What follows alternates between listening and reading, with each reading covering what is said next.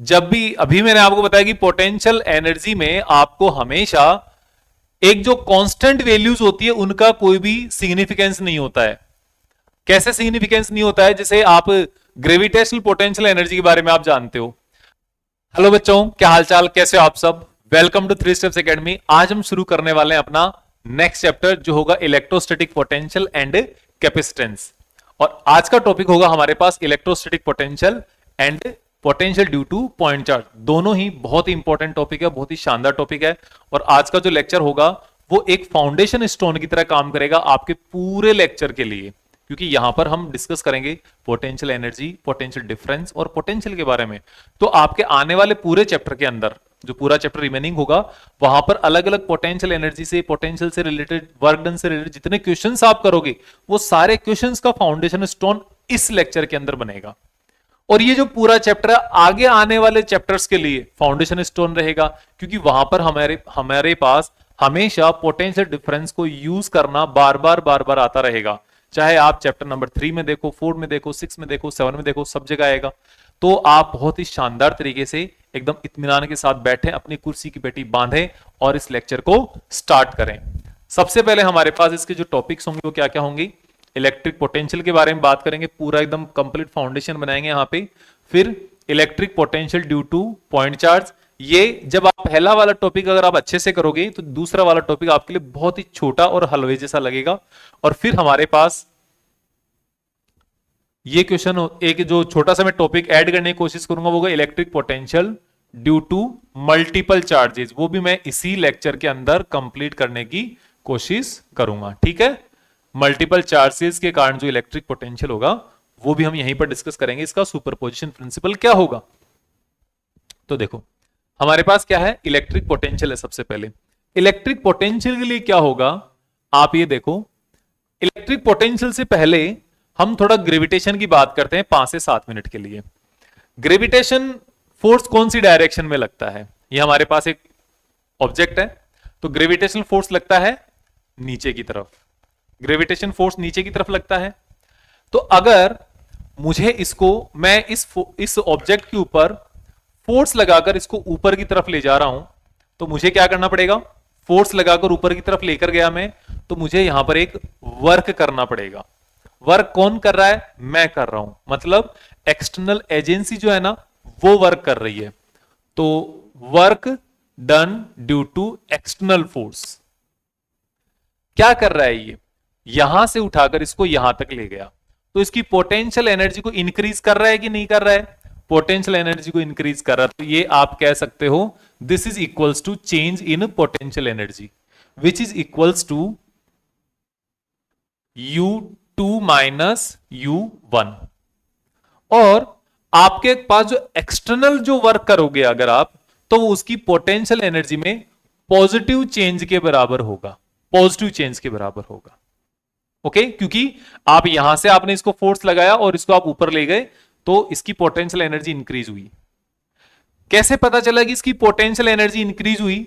क्योंकि आप इसको यहां से छोड़ दो, तो कंजर्वेशन के अकॉर्डिंग पोटेंशियल एनर्जी, जो मैकेनिकल एनर्जी कंजर्वेशन के अकॉर्डिंग अगर आप इसको सोचते हो, तो ऊपर से जैसे मैंने ऑब्जेक्ट को छोड़ा तो यहां पर इसकी वेलोसिटी, हाइट ज्यादा है तो पोटेंशियल एनर्जी ज्यादा, लेकिन वेलोसिटी 0 है तो काइनेटिक एनर्जी नहीं है। तो जितने भी यहां पर पोटेंशियल एनर्जी थी वो यहां तक आते आते इसकी काइनेटिक एनर्जी में कन्वर्ट हो गई। यस और नो? तो काइनेटिक एनर्जी में कन्वर्ट होगी कौन? Potential energy. इसका मतलब हमने इसको वर्क यहां पर किया है। लेकिन अगर आप ये देखो कि ये यहां से इस डायरेक्शन में आ रहा है ऑब्जेक्ट नीचे की तरफ, क्योंकि ऊपर से क्या लग रहा है? फोर्स लग रहा है। फोर्स लग रहा है तो ये कहां आएगा? नीचे की तरफ आएगा ऑब्जेक्ट। किसके कारण? ग्रेविटेशन फोर्स के कारण। तो आपके पास जो ग्रेविटेशन फोर्स जो वर्क कर रहा है WG, वो क्या होगा? वो होगा नेगेटिव ऑफ पोटेंशियल एनर्जी। मतलब क्या है इसका? ये पोटेंशियल एनर्जी यहां पर क्या होगी? डिक्रीज होगी।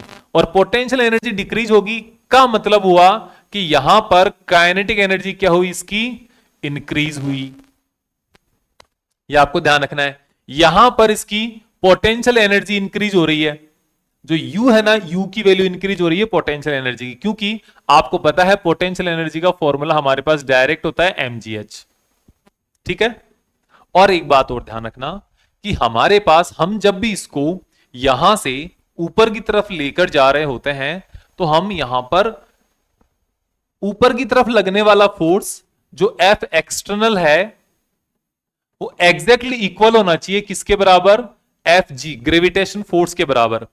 और जब ये दोनों बिल्कुल एग्जैक्टली बराबर होंगे तो ये क्या है, ये कांस्टेंट वेलोसिटी के साथ ऊपर जाएगा, यहां पर कोई भी एक्सेलरेशन नहीं होगा। और कांस्टेंट वेलोसिटी के साथ अगर ऊपर जाना है, v अगर कांस्टेंट है, तो काइनेटिक एनर्जी भी क्या रहेगी, कांस्टेंट रहेगी। मतलब काइनेटिक एनर्जी में कोई भी चेंज नहीं आना चाहिए। काइनेटिक एनर्जी में कोई भी चेंज नहीं आएगा, तब क्या होगा, जितना भी एक्सटर्नल फोर्स के द्वारा वर्क होगा वो कंप्लीटली उसकी पोटेंशियल एनर्जी में कन्वर्ट हो जाएगा, पोटेंशियल एनर्जी में होने वाले चेंजेस के बराबर ही होगा। ये आपने ग्रेविटेशन के बारे में पढ़ लिया, वो आपने 11 में पढ़ा था। अभी मैंने आपको बहुत शानदार तरीके से, इजी तरीके से आपको बताने की कोशिश करी है। ठीक है। अब एक बात देखो, जो हमने एक्सटर्नल फोर्स ने जो वर्क किया वो पोटेंशियल एनर्जी में इंक्रीज कर दिया, पोटेंशियल एनर्जी में, उसको पोटेंशियल एनर्जी में कन्वर्ट हो गया। और जो आपके फोर्स ने जो वर्क किया वो पोटेंशियल एनर्जी के नेगेटिव के चेंज के बराबर है। मतलब ये हुआ minus of U2 minus U1, कि ग्रेविटेशन फोर्स जब वर्क कर रहा है ना, तब पोटेंशियल एनर्जी इंक्रीज नहीं, पोटेंशियल एनर्जी डिक्रीज हो रही है। ग्रेविटेशन फोर्स वर्क कर रहा है, अब ये देखो नीचे पड़ गया, नीचे गिर गया इसलिए। और जब मैं वर्क कर रहा हूं तो मैं इसको ऊपर उठा रहा हूं, तो इसकी पोटेंशियल एनर्जी इंक्रीज हो रही है। समझ में आया? तो इस बात को ध्यान रखना। तो ये आपके सामने एक तो इसका पोटेंशियल एनर्जी का सवाल है। अब ठीक यही जो एनालॉजीज है, एनालॉजी जो है ना, वो हमारे पास इलेक्ट्रिक फोर्स में आएगी। कैसे? देखो, हम यहां पर हमारा जो टॉपिक चल रहा है वो क्या, potential, electric potential, electric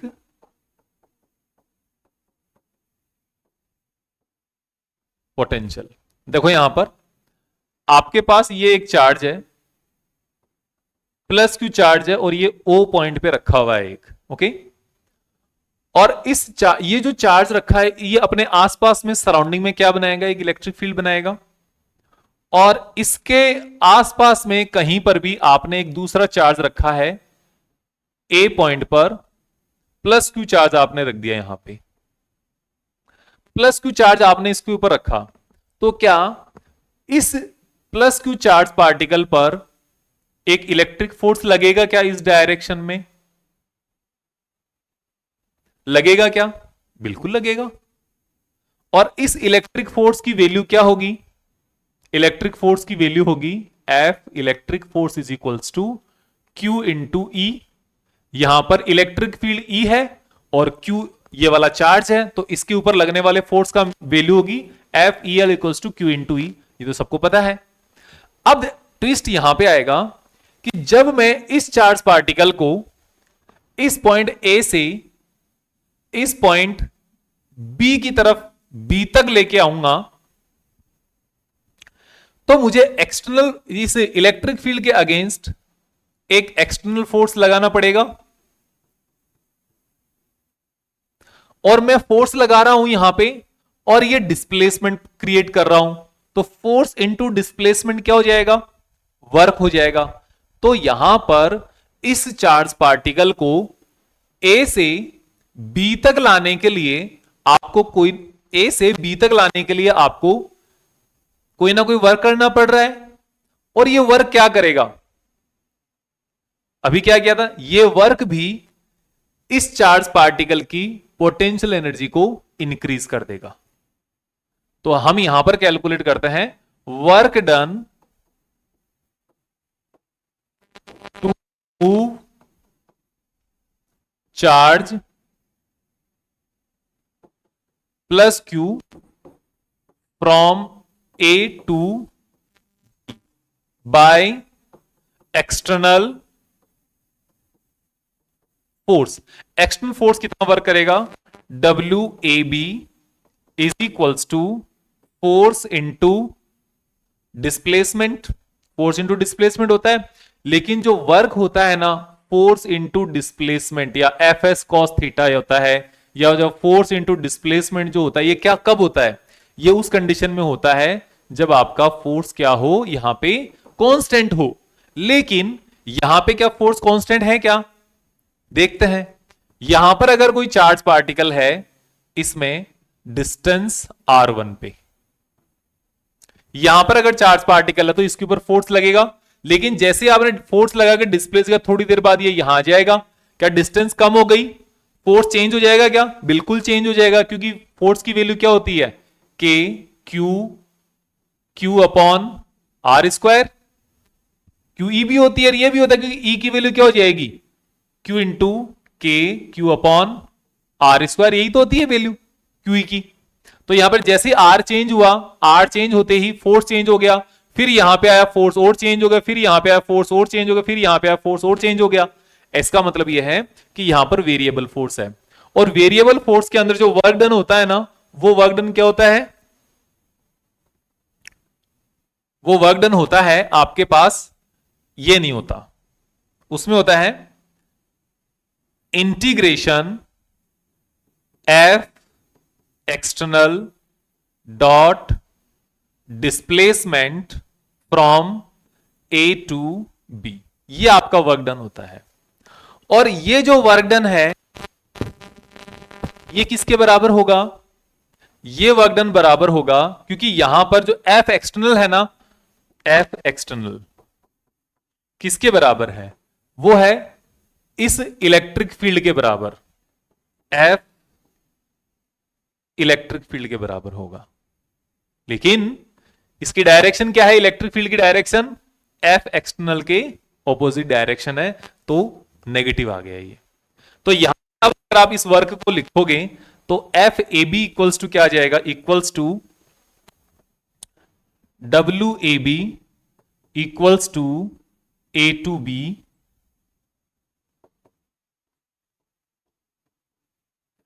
F external dot D R is equals to F A B.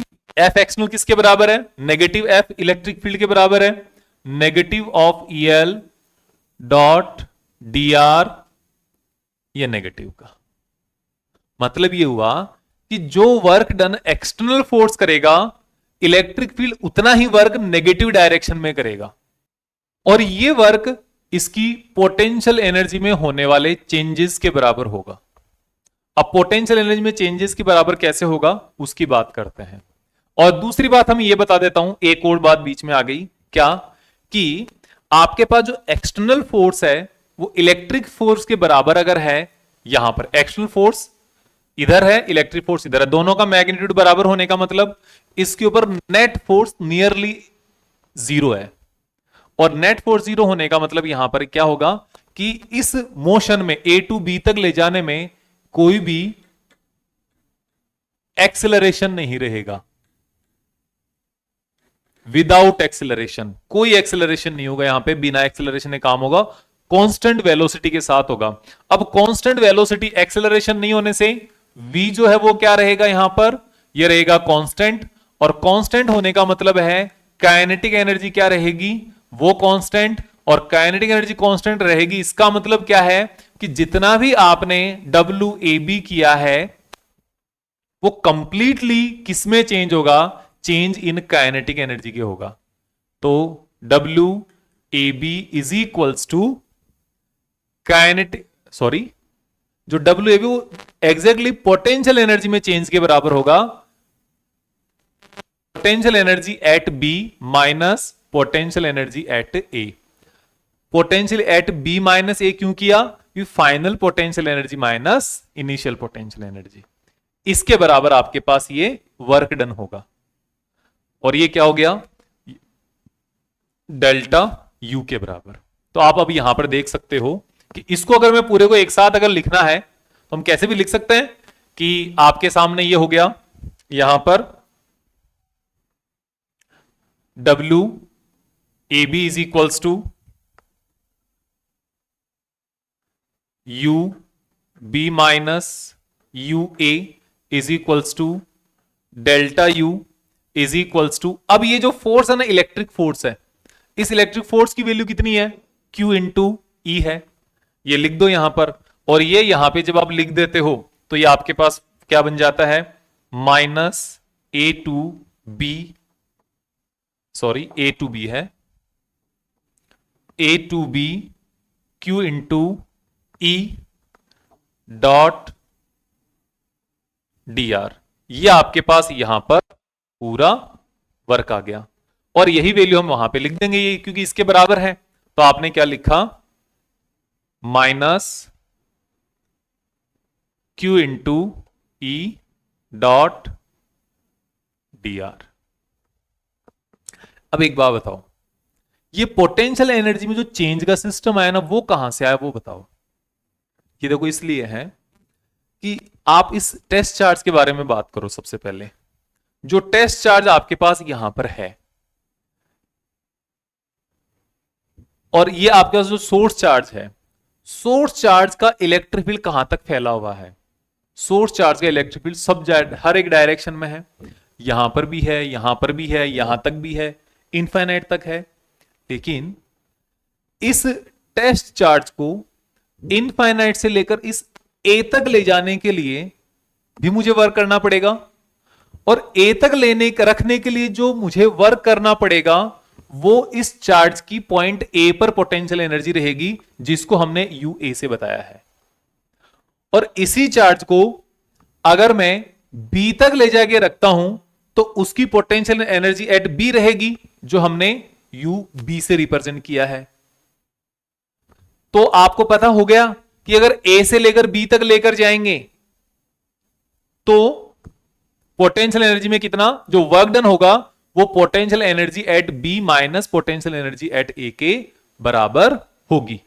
और पोटेंशियल एनर्जी कब होती है, पोटेंशियल एनर्जी उस कंडीशन में होती है जब आपके पास चार्ज सोर्स भी क्यू कैपिटल क्यू भी रहेगा और चार्ज स्मॉल क्यू भी रहेगा, उस कंडीशन में होती है पोटेंशियल एनर्जी। तो potential energy is a characteristics of charge and system charge, यानी ये टेस्ट चार्ज और सिस्टम के कारण पोटेंशियल एनर्जी होती है, यह आपको ध्यान रखना है। तो यहां पर आपके सामने ये पोटेंशियल एनर्जी का, और जो एक्सटर्नल वर्क डन है ना वो उसकी पोटेंशियल एनर्जी में चेंज के बराबर है। और ये किसके बराबर, अब एक चीज और सुनो, हमारे पास जो मैंने अभी ग्रेविटेशन में बताया था उसी बात को मैं रिपीट कर रहा हूं एक बार फिर से, कि आपके पास जो फोर्स है, एक तो यहां पर एफ एक्सटर्नल है, एक्सटर्नल फोर्स है, और एक फोर्स होता है क्या, कंजर्वेटिव फोर्स। अब कंजर्वेटिव फोर्स क्या होता है, एक्सटर्नल फोर्स के कंपैरिजन में ऑपोजिट होता है, उसका नेगेटिव होता है। अब कंजर्वेटिव में कौन कौन से आ गए, यहां पे एफ इलेक्ट्रिक फोर्स हो गया, और अगर ग्रेविटेशन होता है तो ग्रेविटेशन फोर्स हो गया। ठीक है, तो आपको यह पता होना चाहिए कि जो वर्क एफ एक्सटर्नल जो करता है वो उसकी पोटेंशियल एनर्जी के चेंज के बराबर होता है, और यहां पर पोटेंशियल एनर्जी इंक्रीज होती है कब, जब ये वाला पार्ट क्या होता है, पॉजिटिव होता है। ठीक है, और अगर ये वाला पार्ट नेगेटिव होता है तो पोटेंशियल एनर्जी क्या होती है, नेगेटिव होती है, डिक्रीज होती है। उसका एग्जांपल यह है कि जैसे आपके सामने, इसका एग्जांपल देता हूं यहां पे, जैसे आपके सामने ये एक सोर्स चार्ज है, और इस सोर्स चार्ज के कारण यहां पे ये कोई चार्ज पार्टिकल है, तो इस चार्ज पार्टिकल को जैसे ही आप इधर फोर्स लगाकर यहां पे ट्रांसफर करोगे, इसकी पोटेंशियल एनर्जी इंक्रीज होगी। और ये कौन सा होगा, ये भी चार्ज पार्टिकल पॉजिटिव होगा, ये भी चार्ज पार्टिकल पॉजिटिव होगा। ओके, और अगर एफ एक्सटर्नल जो वर्क करेगा वो नेगेटिव होगा, या फिर जो आपके पास कंजर्वेटिव फोर्स है ये वर्क करेगा, तो वो भी पोटेंशियल एनर्जी में चेंज के बराबर होगा। लेकिन वो जो पोटेंशियल एनर्जी के चेंज के बराबर वो होगा नेगेटिव में चेंज के बराबर होगा, क्योंकि यहां पर पोटेंशियल एनर्जी क्या होगी, डिक्रीज होगी। अब आप कहोगे ऐसा कैसे, ऐसा इसलिए कि इसी को आप देखो, इलेक्ट्रिक फोर्स किधर लग रहा है, इलेक्ट्रिक फोर्स लग रहा है इधर, और जब ये इलेक्ट्रिक फोर्स के कारण मूव करेगा ये चार्ज पार्टिकल, तो मूव कौन सी डायरेक्शन में करेगा, एक्सटर्नल फोर्स लग नहीं रहा है ना, तो दूर जा रहा है ये, और इसकी पोटेंशियल एनर्जी जो ऑटोमेटिकली अब हाई पोटेंशियल से लोअर पोटेंशियल एनर्जी की तरफ जा रहा है, तो पोटेंशियल एनर्जी डिक्रीज होगी। दूसरा एक और कारण, इसमें इसकी काइनेटिक एनर्जी है ना वो इंक्रीज होगी। इस चार्ज पार्टिकल की इस डायरेक्शन में जब जाएगा, इलेक्ट्रिक फील्ड के कारण जब जाएगा, तो इसकी काइनेटिक एनर्जी इंक्रीज होगी और पोटेंशियल एनर्जी डिक्रीज होगी। इस बात को ध्यान में आपको रखना, क्योंकि ये वर्क कौन कर रहा है, ये वर्क ये इलेक्ट्रिक फील्ड का फोर्स कर रहा है, इलेक्ट्रिक फोर्स कर रहा है, और इधर लाने के लिए कौन फोर्स कर रहा है, हम एक्सटर्नल एजेंसी फोर्स कर रही है यहां पे, ये आपको ध्यान होना चाहिए। तो हमारे पास फिर क्या आया, हम बात कर रहे थे इसकी, ये पोटेंशियल एनर्जी का सिस्टम चल रहा है, वर्क का काम चल रहा है अभी तक सारा, है ना।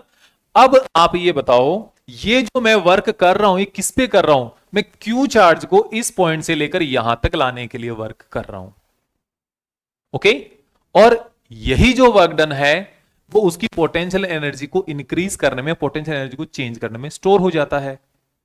और यहां पर हमारे पास आ गया कि ये जो चार्ज है इसको अगर मैं इधर डिवाइड कर दूं तो WAB अपॉन Q और UB upon UA upon Q और डेल्टा अपॉन Q और minus integration A to B E dot dr, ये यहां पर भी A टू B रहेगा, E डॉट dr। अब now this is a work done पर यूनिट चार्ज, वर्क डन पर यूनिट चार्ज, और ये क्या होता है, change in potential energy per unit charge, है ना। तो इसको बोला जाएगा VB minus VA equals to WAB upon Q equals to delta V equals to integration A to E dot dr। ये जो आपके पास वर्क डन पर यूनिट चार्ज है, अब ये कन्वर्ट हो गया पोटेंशियल डिफरेंस में। यहां पे पोटेंशियल एनर्जी का डिफरेंस था जब कंप्लीट चार्ज के ऊपर वर्क कर रहे थे हम, लेकिन जैसे ही हमने इसको जो वर्क डन पर यूनिट चार्ज हम जब कैलकुलेट करने लगे, तो हमारे पास ये एक पोटेंशियल का डिफरेंस आ गया, जिसको हम इलेक्ट्रिक पोटेंशियल डिफरेंस भी यहां पर कह सकते हैं, ये है। अब इसको हम फिर से आगे लिखते हैं, फिर इसके बारे में और बात करेंगे हम क्या क्या चीजें हैं। देखो बहुत अच्छे से इसको कंप्लीट देखना है।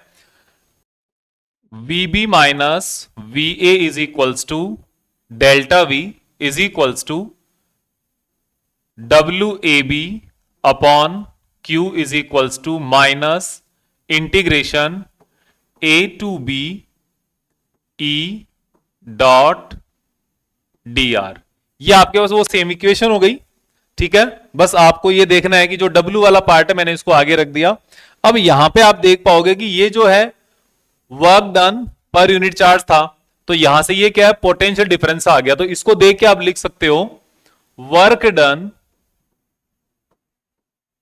बाय एक्सटर्नल फोर्स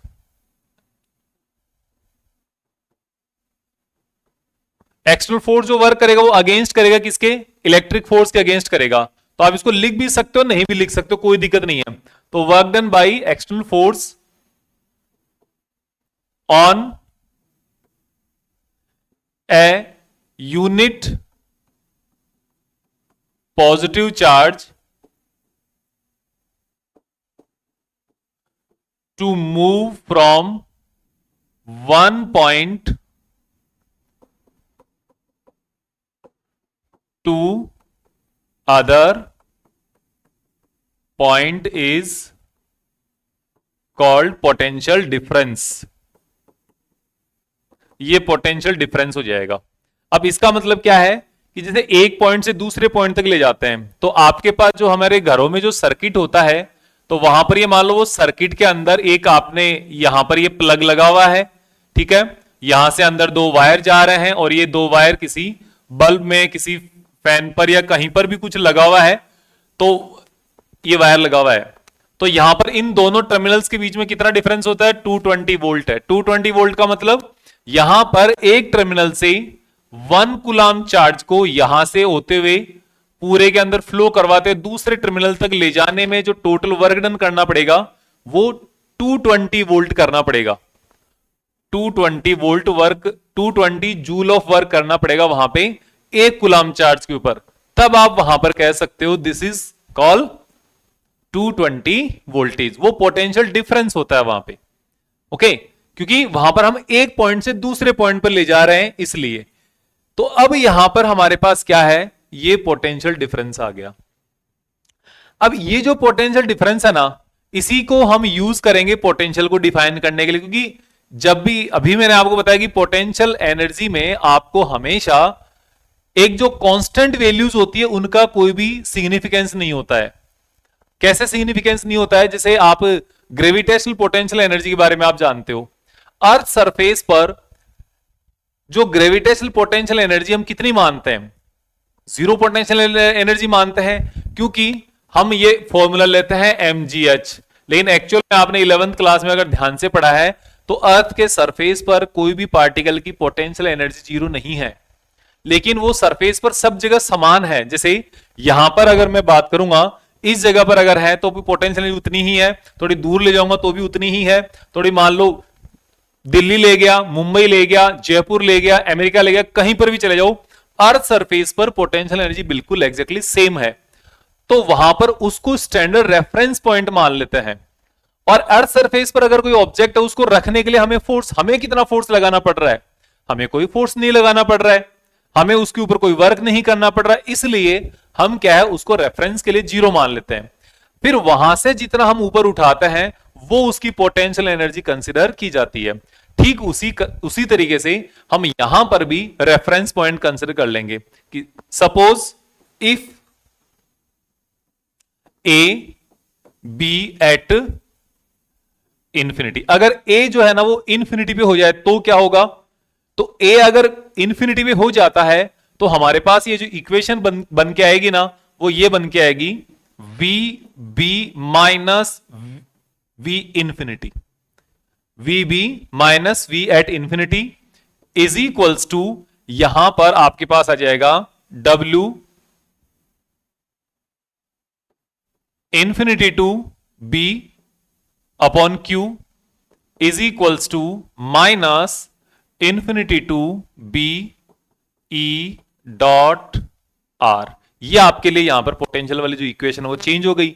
अब इनफाइनाइट पे क्या होता है? जैसे आपके पास कोई भी ये चार्ज है, अब इनफाइनाइट पर जब आप देखोगे, इनफाइनाइट डिस्टेंस पर इस सोर्स चार्ज के कारण इस टेस्ट चार्ज के ऊपर नेट कितना फोर्स लगता है?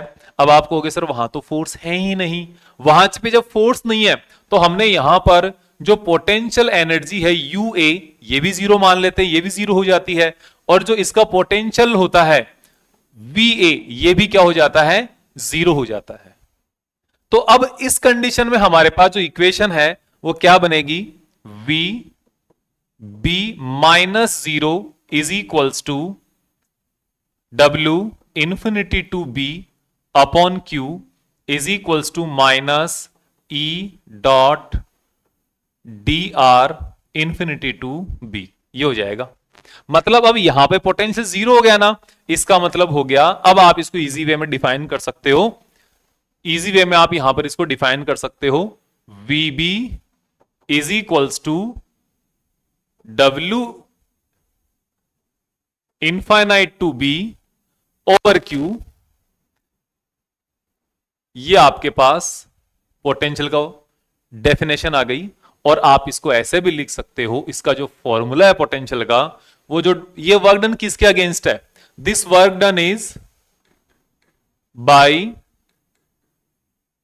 External force. ये तो एक्सटर्नल फोर्स की टर्म्स में आ गया कि एक्सटर्नल फोर्स का जो वर्क डन है वो कैलकुलेट कर लो, आपका आंसर आ जाएगा। वर्क डन पर यूनिट चार्ज कैलकुलेट कर लो, आपके पास पोटेंशियल आ जाएगा।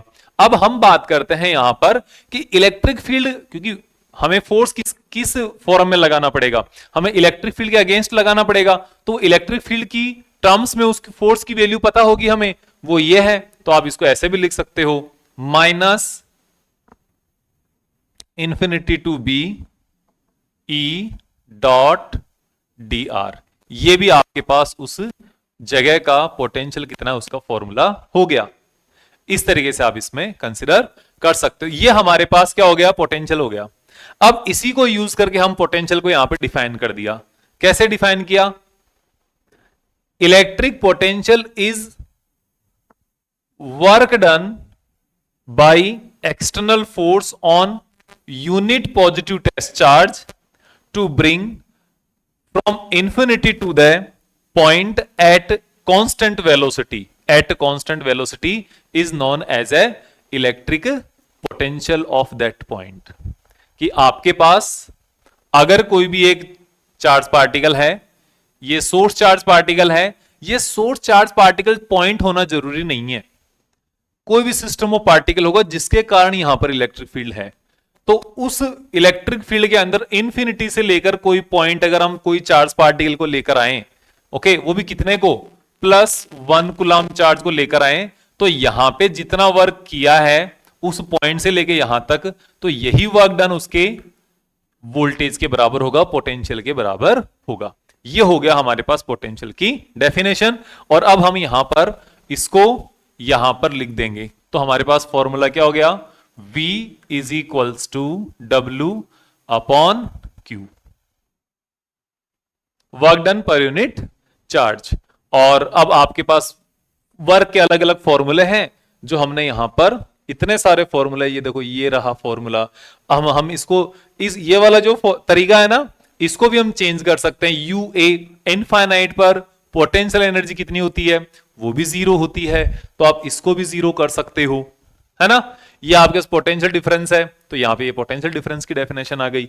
ये चार्ज है, तो आपने वर्क कैसे फाइंड आउट किया, ये वर्क डन है, एक्सटर्नल फोर्स की टर्म्स में है, ये आपका इलेक्ट्रिकल फोर्स की टर्म्स में आ गया, और इसी को आपने इलेक्ट्रिक फोर्स की वैल्यू रख दी Q इंटू ई, तो इलेक्ट्रिक फील्ड की टर्म्स में आ गया। तो इस तरीके से आपको यहां पर इसमें देखना है। अब आप यहां पर देखो, इसमें आपने क्या क्या देखा है, ठीक है। अब यहां पर आपको ये देखना है, इसको थोड़ा और मैं अच्छे से लिख देता हूं यहां पर,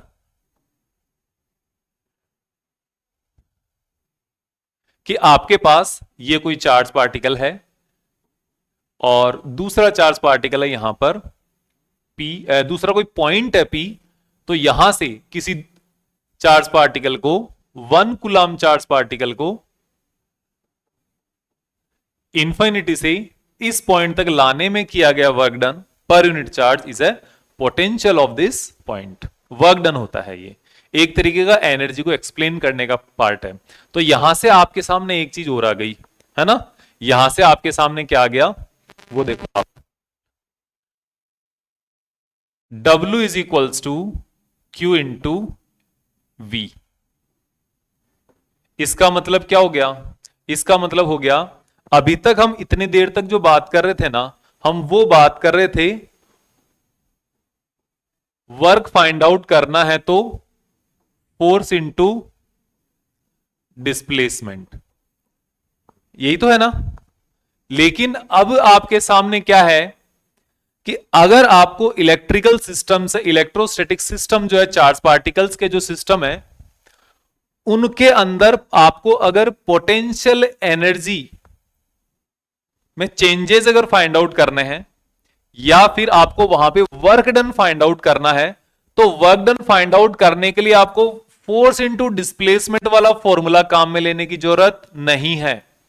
आप उसको डायरेक्टली उसके पोटेंशियल डिफरेंस या डायरेक्टली पोटेंशियल एनर्जी में होने वाले चेंजेस को आप फाइंड आउट कर लो, आपका वहां पे वर्क डन आ जाएगा।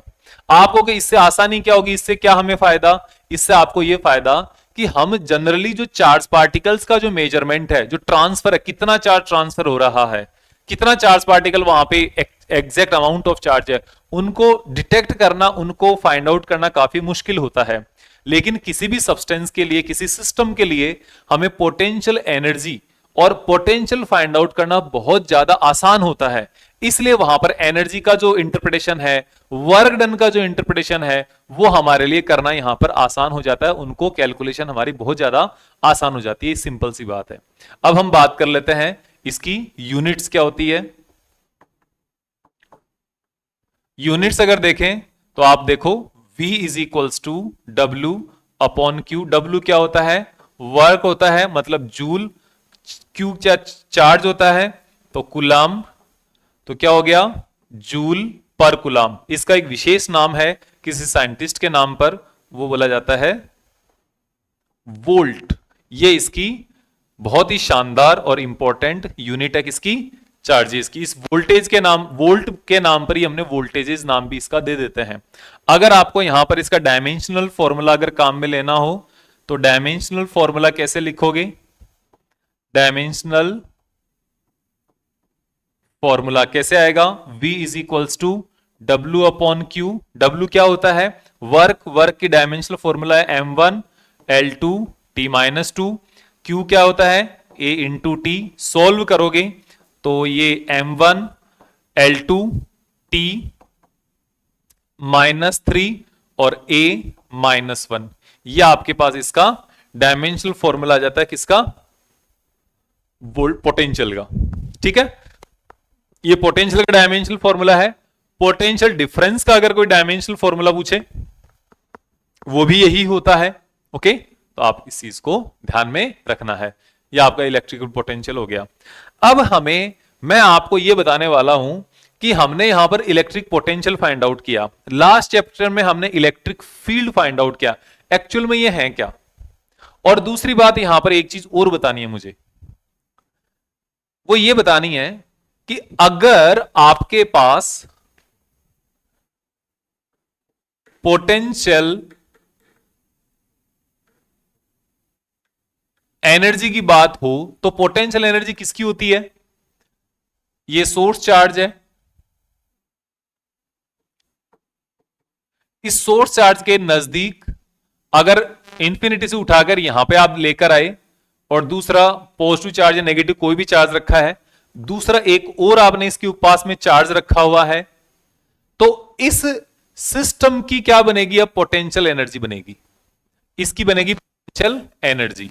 क्या? इस चार्ज को इंफिनिटी से यहां तक लाने में, कर रखने में जो वर्क करोगे वो इसका पोटेंशियल एनर्जी हो जाएगा। ठीक है, तो potential energy is a function, आप कह सकते हो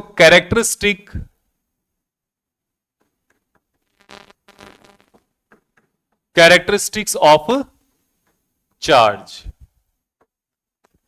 इस चार्ज का यहां पर ये क्या है? कैरेक्टरिस्टिक है कि किसी इंफिनिटी से इस चार्ज को यहां पर लाने के लिए कितना वर्क करना पड़ेगा, वो इसकी पोटेंशियल एनर्जी बन जाएगा। ओके, लेकिन जो पोटेंशियल डिफरेंस होता है ना, या जो पोटेंशियल होता है, पोटेंशियल डिफरेंस है, ये क्या होता है? Not A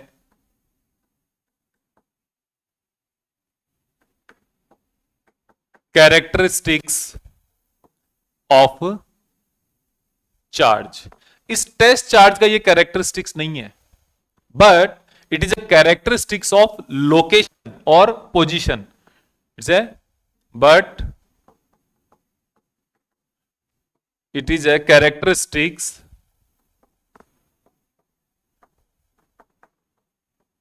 of location। इसका मतलब क्या है? इसका मतलब यह है कि यहां पर यह चार्ज रहे या ना रहे, इससे कोई मतलब नहीं है। पोटेंशियल तो यहां पे रहेगा ही रहेगा। इस सिस्टम के कारण इधर वाला सिस्टम आ जाता है, इसके कारण यहां पे पोटेंशियल तो रहेगा ही रहेगा, चाहे ये चार्ज रहे चाहे यह चार्ज नहीं रहे। ओके, लेकिन पोटेंशियल एनर्जी जो है ना, वो इस चार्ज के यहां पर होने पर ही होगी। जैसे कि यहां पर एक छोटा सा कंपैरिजन मैं आपको बता देता हूं कि आप सिनेमा में मूवी देखने गए या मूवी देखने जाते हो, सिनेमा हॉल जाते हो ना, उस हॉल का या उस जो पिक्चर आप जहां पर भी देखते हो उसकी टिकट होती है कि नहीं होती है, कुछ साइज फिक्स टिकट है, फिक्स प्राइस है उसका, ठीक है। वो प्राइस कितना है, मान लो वो 350 रुपीज है। अब ये जो 350 रुपीज उसका जो प्राइस है वो है, आप मूवी देखने जाएं या मूवी देखने ना जाएं, वो 350 रुपए फिक्स है। लेकिन अब आपके पॉकेट से होने वाला जो खर्चा है, जो एक्सपेंसेस है, जो खर्चा होगा आपका, वो डिपेंड करेगा कि आप मूवी देखने गए कि नहीं गए। अब आप वहां पर मान लो 3 लोग मूवी देखने के लिए गए, तो 350 इंटू 3, तो आपके इतने रुपए खर्च होंगे ही होंगे, उसको कोई नहीं रोक सकता, है ना। ये चीज किस पे, आपका जो खर्चा है वो किस पे डिपेंड कर रहा है, उस हॉल पे डिपेंड कर रहा है क्या, नहीं कर रहा, वो आपके जाने पर डिपेंड कर रहा है। आप जाओगे तो खर्चा लगेगा, चार्ज होगा तो पोटेंशियल एनर्जी होगी, लेकिन उसकी जो अपनी प्राइस है, जो रेट्स है, वो तो फिक्स है, वो उस पर डिपेंड नहीं कर रहा, वो उसकी लोकेशन पे डिपेंड कर रहा है, कितना शानदार वो मल्टीप्लेक्स बना हुआ है, कितनी आरामदायक वहां पर उसने चेयर्स, स्क्रीन वगैरह, साउंड सिस्टम लगा रखा है, कैसी वो लोकेशन पे है। अगर किसी गांव में, देहात में अगर होगा तो वहां पे 350 रुपीज कौन देगा उसको, अगर वहीं पर बहुत पॉश इलाके में होगा तो वहां पर 350 रुपीज भी उसको कम लगने लगेंगे। लेकिन आप गए या ना गए अलग बात है, आप जाओगे तो खर्चा लगेगा। पोटेंशियल एनर्जी तो ये है, ये तो सिर्फ पोटेंशियल है, ये तो सिर्फ पोटेंशियल है। एक और बात बताता हूं, potential is a possibility, potential is a possibility, possibility of achievement.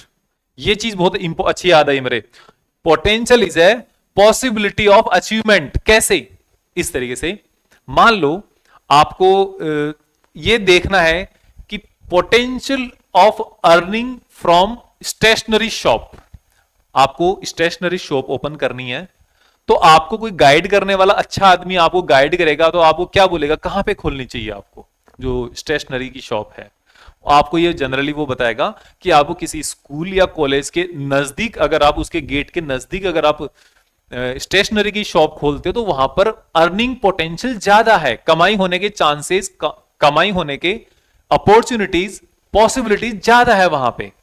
Possibilities है कि नहीं है, तो that is potential of earning money from the stationery shop. तो वो कॉलेज वगैरह के नजदीक होगा तो वहां पे पोटेंशियल ज्यादा है, जैसे जैसे कॉलेज से दूर जाओगे, स्कूल से दूर जाओगे, वहां पे पोटेंशियल, उसका जो पोटेंशियल है वो क्या रहेगा, कम रहेगा। चाय पानी की जो दुकान होती है ना, जो चाय की थड़ी होती है, वो कहां पे, जहां पे ज्यादा ऑफिसेज वगैरह जो होते हैं, वहां पे अगर वो दुकान होगी तो वहां पे उसके चाय पानी ज्यादा बिकेगी, तो वो पोटेंशियल वहां पे ज्यादा होगा। तो पोटेंशियल क्या हो गया, उस लोकेशन का कैरेक्टरिस्टिक्स है, एक चीज, ठीक है ना, ध्यान रखना। एक और चीज समझ में आई है मेरे आपको बताने के लिए, कि आपने लास्ट वाले चैप्टर में आपने देखा था कूलम्बिक फोर्स। फोर्स किस पे डिपेंड कर रहा था, एक आपके पास ये चार्ज है, इसके नजदीक आपने दूसरा चार्ज रखा हुआ है कहीं पे, इन दोनों के बीच में लगने वाला फोर्स होता था, है ना, क्या होता था, के क्यू अपॉन आर स्क्वायर। किस किस पे डिपेंड कर रही है फोर्स, इस चार्ज पर भी कर रहा है, इस चार्ज पर भी कर रहा है ना, तो फोर्स दोनों पे डिपेंड कर रहा है। लेकिन अगर मैं बात करूं इलेक्ट्रिक फील्ड, इलेक्ट्रिक फील्ड का फॉर्मूला क्या है, यहां पे इस पॉइंट पे, इस चार्ज के कारण यहां पे इलेक्ट्रिक फील्ड अगर फाइंड आउट करना हो तो आप क्या लिखते हो, के क्यू अपन आर स्क्वायर लिखते हो। क्या इस इलेक्ट्रिक फील्ड के ऊपर इलेक्ट्रिक फील्ड की वैल्यू दूसरे वाले चार्ज पर डिपेंड कर रही है क्या, नहीं कर रही, सिर्फ और सिर्फ इस पोजीशन पे डिपेंड कर रही है, लोकेशन पे डिपेंड कर रही है ना। तो एक काम और हो गया कि आपको फोर्स फाइंड आउट करने के लिए हमेशा Q1 Q2 करने की जरूरत नहीं है। एक बार इलेक्ट्रिक फील्ड फाइंड आउट कर लो, एक बार इलेक्ट्रिक फील्ड फाइंड आउट कर लो, तो E इज इक्वल्स टू क्या हो गया, E is equals to F upon Q. तो F इज इक्वल्स टू आपके पास यहां पे Q इंटू E आ गया। और ये क्या है, ये उस चार्ज पार्टिकल का कैरेक्टरिस्टिक्स है, इस वाले का, इस सोर्स चार्ज पार्टिकल का कैरेक्टरिस्टिक्स है, किस टर्म्स में, वेक्टर। अभी वेक्टर क्या है, फोर्स भी वेक्टर है, इलेक्ट्रिक फील्ड भी वेक्टर है। सिमिलरली अगर मैं यहां पर बात करता हूं पोटेंशियल एनर्जी की।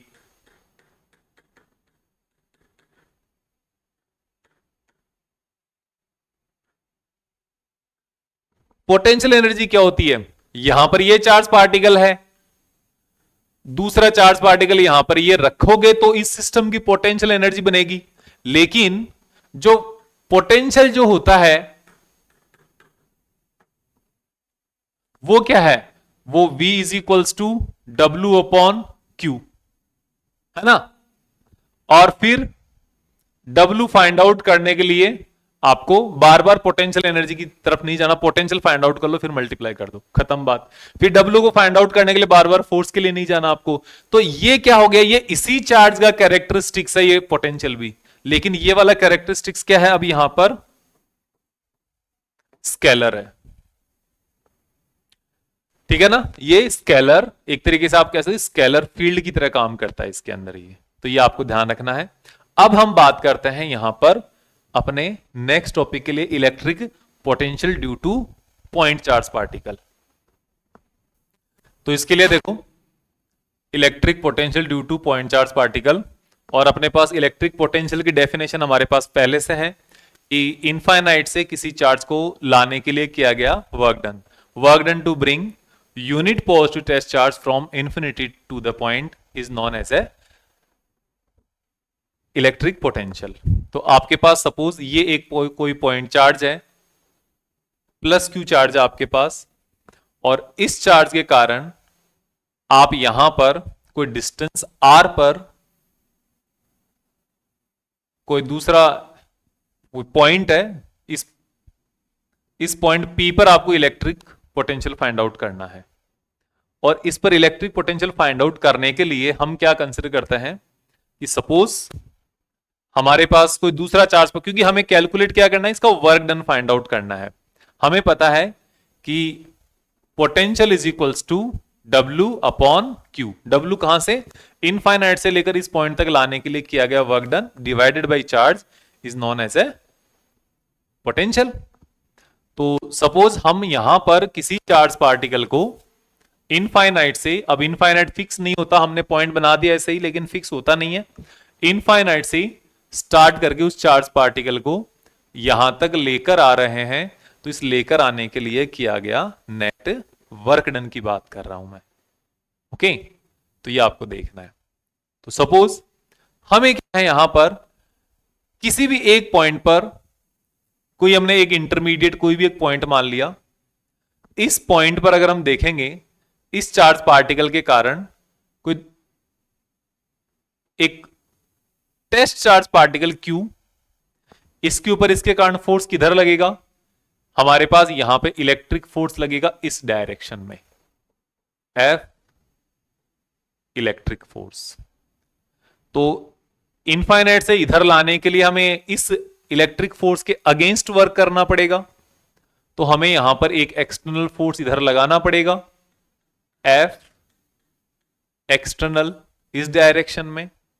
और ये F एक्सटर्नल जितना वर्क करेगा उतना ही वर्क हमारे पास यहां पर इस चार्ज पार्टिकल के अंदर स्टोर हो जाएगा, जो इसकी पोटेंशियल एनर्जी बनेगा, है ना।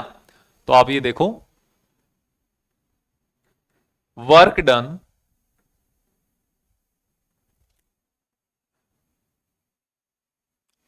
फॉर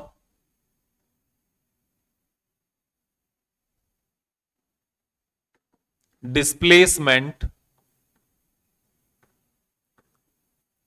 dr, कि यहां पर सपोज कोई चार्ज पार्टिकल है, इस चार्ज पार्टिकल को इस डायरेक्शन में छोटा सा डिस्प्लेसमेंट आपने दिया है, इस डिस्प्लेसमेंट के लिए कितना वर्क करना पड़ेगा आपको?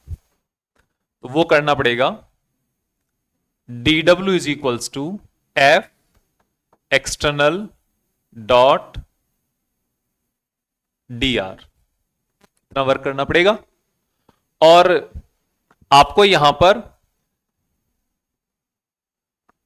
इंफिनिटी से लेकर आप यहां पर इस पॉइंट R तक लेके आ रहे हो, इस पॉइंट P तक लेके आ रहे हो, है ना, जो कि किसी डिस्टेंस पे रखा हुआ है। तो आपको यह पता है कि यहां पर जो वर्क डन है ये वाले जितने भी आर आर आर जो छोटे छोटे आपके डिस्प्लेसमेंट है, उन सारे डिस्प्लेसमेंट के छोटा छोटा आपको जो वर्क करना पड़ेगा उन सबको ऐड करना है।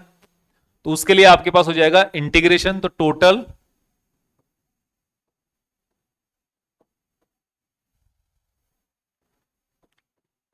Work done to move from infinity to distance R. तो आपके पास आ जाएगा integration D W is equals to integration F external dot D R. ठीक है, अब आपको पता है कि ये जो एफ एक्सटर्नल जो फोर्स लग रहा है यहां पे, इसकी डायरेक्ट इसकी वैल्यू क्या है?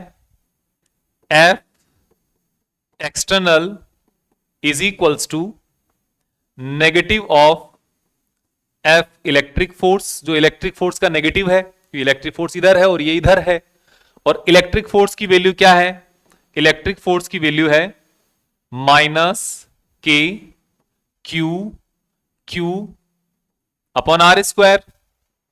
और यहां पे आपके पास जो ये तो इसकी मैग्नीट्यूड है, पूरा अगर फोर्स लिखोगे तो आप यहां पर लिख सकते हो आर कैप, ये वैल्यू हो गई। और हमारे पास जो यहां पर डिस्प्लेसमेंट है D are, and D R जो होता है वो क्या है? वो डी आर होता है D R R cap. D R मतलब जितना ये मैग्नीट्यूड है उसका, और आर इसका यूनिट वेक्टर है आर कैप। तो यहां पर इन दोनों वैल्यूज को आप यहां पे रखो, तो आपके पास आ जाएगा ये जो वर्क डन है, this work done D W का integration W equals to infinity से आर तक, और ये आपके सामने जो इलेक्ट्रिक फील्ड एक्सटर्नल है ना, वो क्या रहेगा? Minus K capital Q small Q upon R square into R cap dot D R R cap. अब यहां पर तो आर कैप यूनिट वेक्टर है और आर कैप यूनिट वेक्टर है, इन दोनों का डॉट प्रोडक्ट होगा, और आर कैप का आर कैप के साथ ही जब डॉट प्रोडक्ट होता है, मैग्नीट्यूड यूनिट वेक्टर का दोनों अगर यूनिट वेक्टर है और सेम यूनिट वेक्टर्स का अगर डॉट प्रोडक्ट हो तो उनकी मैग्नीट्यूड कितना आता है? रिजल्ट 1। जैसे I cap dot I cap, J cap dot J cap, K cap dot K cap, जो यूनिट वेक्टर है जो डायरेक्शन है, इनकी वैल्यू क्या आती है? 1 1 1। तो यहां पर आर कैप भी क्या यूनिट वेक्टर है, तो आप इस तरीके से एक स्टेप और कंसिडर कर लो, चाहे minus infinity to R K Q small Q upon R square D R. और ये जो है ना R cap dot R cap, इसकी वैल्यू क्या हो जाएगी? 1 हो जाएगी। सिंपल सी बात यह है। तो आपके सामने ये आ गया minus K capital Q small Q, ये डब्ल्यू के बराबर चल रहा है, integration R R 1 upon R square, ये इंफिनिटी से लेके आर तक 1 upon R square D R. ये आपके पास इसका इंटीग्रेशन आ गया। अब इस इंटीग्रेशन को सोल्व करना है, तो सोल्व करने के पहले आपको ये देखना होगा, थोड़ा इसको सुधार के ठीक से लिखना होगा। तो इंटीग्रेशन इंफिनिटी से आर, आर को क्या लिखते हो? Minus power 2 D R. वैसे तो क्या होता है, इसकी जो डायरेक्ट वैल्यू याद होनी चाहिए आपको, -1/r, फिर ये लगा दो। लेकिन कोई बात नहीं, मैं आपको यहां पर 2-3 स्टेप एक्स्ट्रा करके सोल्व कर देता हूं। तो यहां पे जब आप करोगे तो W is equals to minus K capital Q small Q, इसको अब जब इंटीग्रेशन करोगे ना तो r की पावर -2 है, तो अब इसका इंटीग्रेशन क्या आएगा? r की पावर -2 है ना, इसका r to the power -2 + 1 divided by -2 + 1, N +1 वाली कंडीशन, n की वैल्यू -2 है यहां पे, और ये हो जाएगा इन्फिनिटी से लेकर r तक हो जाएगा। सिंपल सी बात इतनी सी है। और अब इसको जब आप सॉल्व करोगे तो -k capital Q small q, अब देखो यहां पे आप देखो r की पावर -2 +1 क्या हो जाएगी, r की पावर -1, -1 का मतलब 1/r, तो ये आ गया आपके पास 1/r, और नीचे क्या है -2 + 1, मतलब आप नीचे -1 बचेगा, तो ओवरऑल कहने का मतलब है आपका जो रिजल्ट आएगा वो आएगा 1 - 1/r फ्रॉम इन्फिनिटी से r तक। ये जो माइनस है ये बाहर आके इसके साथ प्लस हो जाएगा, k capital Q small q। अब यहां पे आप पहले अपर लिमिट रखोगे r के लिए 1/r, और फिर लोअर लिमिट रखोगे जो इन्फिनिटी है, तो -इन्फिनिटी ये, और 1/∞ क्या हो जाएगा, 0 हो जाएगा। तो आपके पास बनेगा this w is equals to k capital Q small q upon r। ये आपके पास अभी तक वर्क डन आया है, work done to move from infinity to the point. लेकिन आपको पता है कि वोल्टेज इज इक्वल्स टू होता है W अपॉन Q, वोल्टेज यानी कि potential, potential at P, V is equals to क्या होगा, W अपॉन Q होगा। W कितना है, K capital Q small q upon R upon Q। इस Q से ये Q cancel out, K Q upon R equals to V। ये आपके सामने यहां पर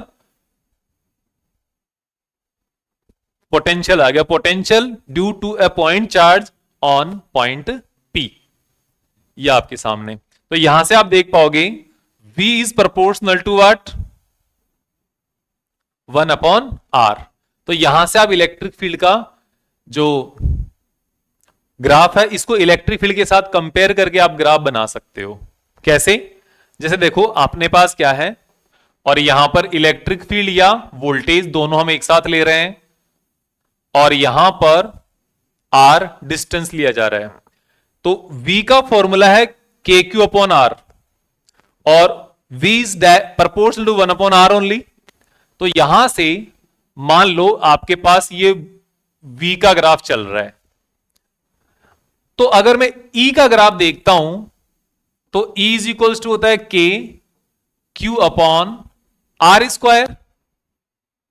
तो यहां पे जब आप देखोगे E is proportional to R square, अगर R डबल होगा तो R स्क्वायर 4 टाइम्स हो जाएगा, R 3 टाइम्स होगा ये 9 टाइम्स हो जाएगा, ये 4 टाइम्स होगा वो 16 टाइम्स हो जाएगा। तो यहां पे जो डिनोमिनेटर की वैल्यू ज्यादा जल्दी इंक्रीज हो रही है, तो ओवरऑल वैल्यू ज्यादा जल्दी डिक्रीज हो रही है।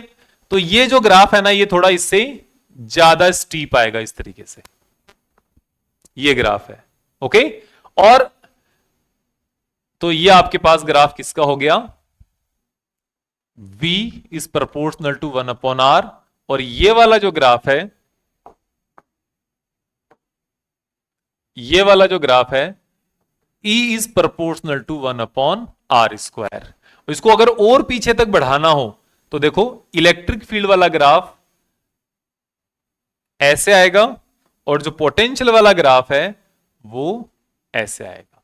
इसमें जो इंक्लिनेशन है वो थोड़ा कम रहेगा, ये ज्यादा स्टीप रहेगा, ज्यादा इंक्लिनेशन रहेगा इसके अंदर। तो ये आपके पास क्या हो गया, ग्राफ हो जाता है। अब अगर नेगेटिव कोई चार्ज पार्टिकल है उसका अगर मैं ग्राफ प्लॉट करता हूं तो वो नेगेटिव साइड में होता है, क्योंकि नेगेटिव चार्ज पार्टिकल, जैसे मान लो आप यहां पे देख रहे हो पॉजिटिव चार्ज पार्टिकल है, उसका पोटेंशियल भी क्या होगा, पॉजिटिव चार्ज पॉजिटिव होगा। अगर नेगेटिव चार्ज पार्टिकल है उसका पोटेंशियल भी क्या होगा, नेगेटिव होगा। तो ये आपको देखना है यहां पे कैसे, देखो अभी बताता हूं कि जैसे मान लो ये आपके पास कोई भी दो लाइंस है, यहां पे Q पॉजिटिव होता है पता है आपको, और यहां पे Q क्या होता है, नेगेटिव होता है। सिंपल सी बात है, और डिस्टेंस तो नेगेटिव में हो नहीं सकती, ये आपके पास R है। तो इसका अगर आप ग्राफ देखोगे V का, तो ये ग्राफ ऐसे आएगा। इसका अगर आप ग्राफ देखोगे V का, ये ग्राफ ऐसे आएगा। सिंपल सी बात है। ये नेगेटिव चार्ज का ग्राफ है, ये पॉजिटिव चार्ज का ग्राफ है। इसमें मैग्नीट्यूड डिक्रीज हो रहा है, लेकिन अगर इसको देखोगे जो पोटेंशियल है, सॉरी, ये आपके पास यहां पे क्या है, ये V है, ये यहां पे क्या है V, और यहां पे Q इज लेस देन 0, और you can say it is negative when Q, और वैसे हम यहां पे सोर्स चार्ज को तो ये वाला कंसिडर कर रहे हैं, Q इज ग्रेटर देन 0, तो ये क्या है, पॉजिटिव। तो इस तरीके से आपको जो पोटेंशियल है, उस पोटेंशियल का जो ग्राफ है वो आपको इस तरीके से आएगा। ओके, तो ये बहुत छोटा सा है, इजी है, इसको ज्यादा आपको टेंशन लेने की जरूरत नहीं है। फिर हमारे पास एक छोटा सा इसका टॉपिक आ जाता है, electric potential due to multiple charges. जो मल्टीपल चार्जेस के कारण इलेक्ट्रिक पोटेंशियल है ना, ये भी आपको अभी कर लेते हैं हम, बहुत ज्यादा बड़ा नहीं है ये, क्योंकि नेक्स्ट में मैं चाह रहा हूं अपन नया टॉपिक लेके आए, डायपोल के बारे में बात करेंगे हम, ठीक है। तो देखो यहां पे मल्टीपल चार्जेस का मतलब इनका सुपरपोजिशन कैसे होगा, कि आपके पास यहां पर ये एक 2 डायमेंशनल रेफरेंस फ्रेम है,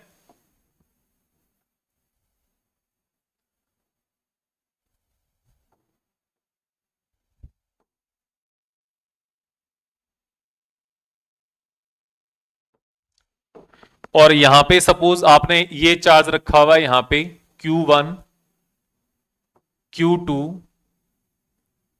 Q3, और ऐसे ये Qn, और इन सब के कारण ये एक कोई पॉइंट है P, इस पॉइंट P पर आपको इलेक्ट्रिक पोटेंशियल फाइंड आउट करना है। ओके, तो सबसे पहले तो यहां पर आप ये देखो Q, ये सारे रखे होने के बावजूद भी Q1 के कारण वहां पर कितना पोटेंशियल होगा, तो Q1 के कारण पोटेंशियल की वैल्यू क्या है, पोटेंशियल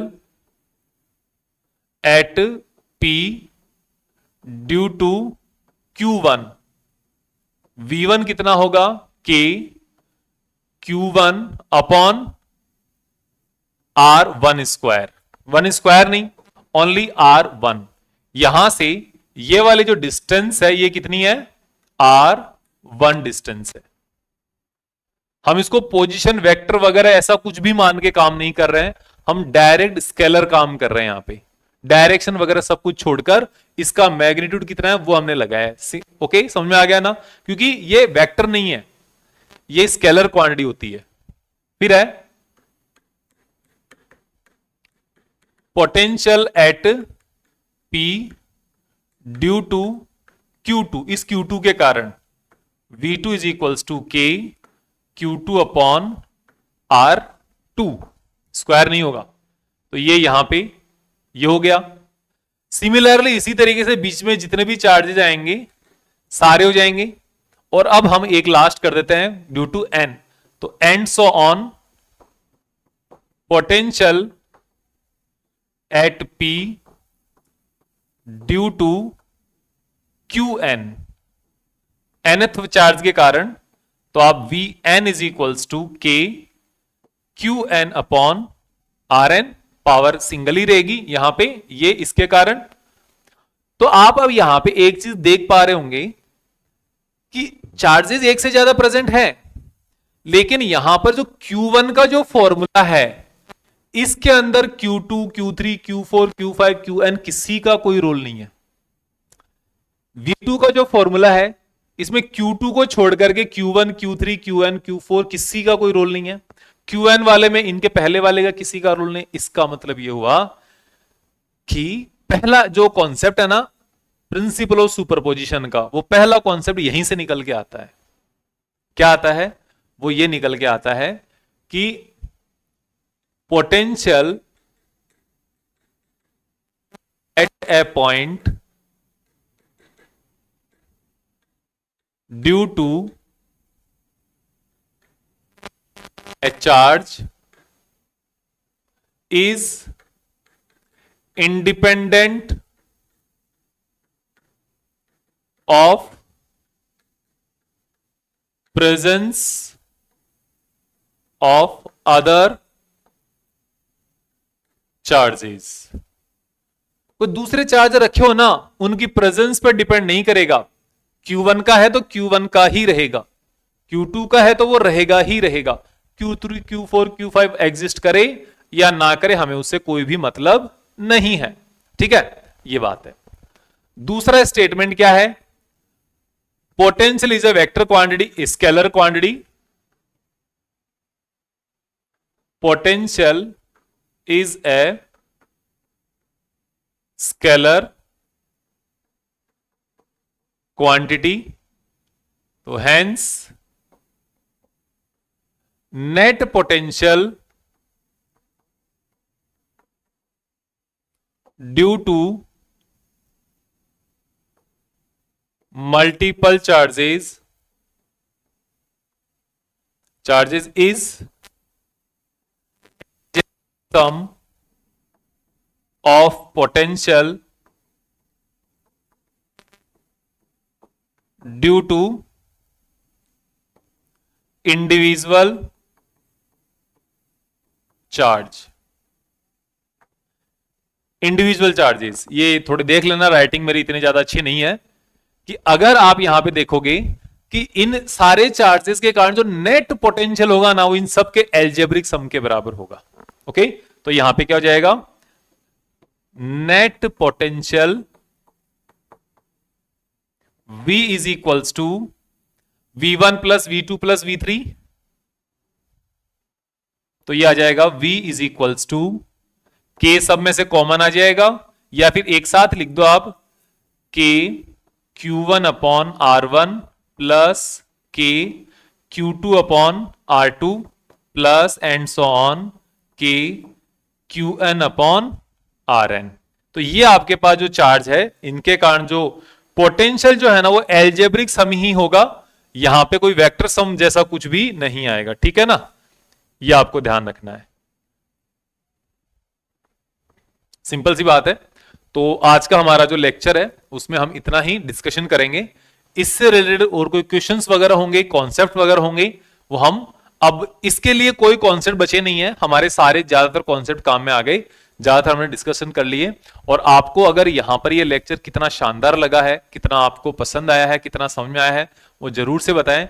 अब हम बात करेंगे अपने नेक्स्ट लेक्चर के अंदर, और आप वीडियोस पर कमेंट करके बताएं, चैनल को सब्सक्राइब करें, अपने फ्रेंड्स के साथ शेयर करें, और हम मिलते हैं नेक्स्ट वीडियो में। Thank you very much.